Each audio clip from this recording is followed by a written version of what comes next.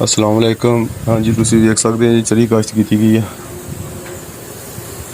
ये लौवां वाली चरी है। इन्हूं बीजी नूं 20 ਤੋਂ 25 दिन हो चुके हैं। तो जिन्हों को असीं बीज लिया वा चरी का, वो कहते सी भी इनू तकरीबन तुसीं 40 ਤੋਂ 45 दिनों बाद ये तैयार हो जाएगी। फिर 40-45 दिनों बाद तुसीं वढ़ सकते हैं इनू।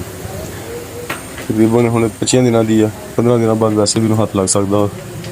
तो 6000 का थैला इनका। तक खाद DAP पा दी है, यूरिया खाद भी पाती, जैंक भी पाता। वो कहते एक 3 ਤੋਂ 4 इंच उत्ती वड्डो तुसीं, कंपनी वाले कहते। तो दूसरा इनका लौ जरा वो 20 ਤੋਂ 25 दिनों बाद तैयार हो जाएगा। माशाअल्लाह सोहनी खड़ी है चरी।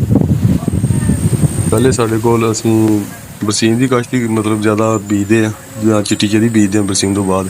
बरसीन भी हजे हैगा, लेकिन हुण बरसीन का एंड होया खड़ा। तो अगर ये चरी वाकई 20 ਤੋਂ 25 दिनों बाद तैयार हुए तो फिर इससे फ़ायदा ज़्यादा, क्योंकि बार बार बीजन नालों बेहतर एक बारी तुसीं बीज लो, वो सब तो बेहतर है। इन प्रोटीन भी 8 ਤੋਂ 9% दसदे आ, 8 ਤੋਂ 9% प्रोटीन दसदे।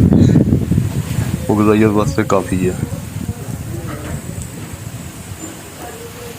मुहम्मद विच खड़ा चरी दे जायजा लै रहा।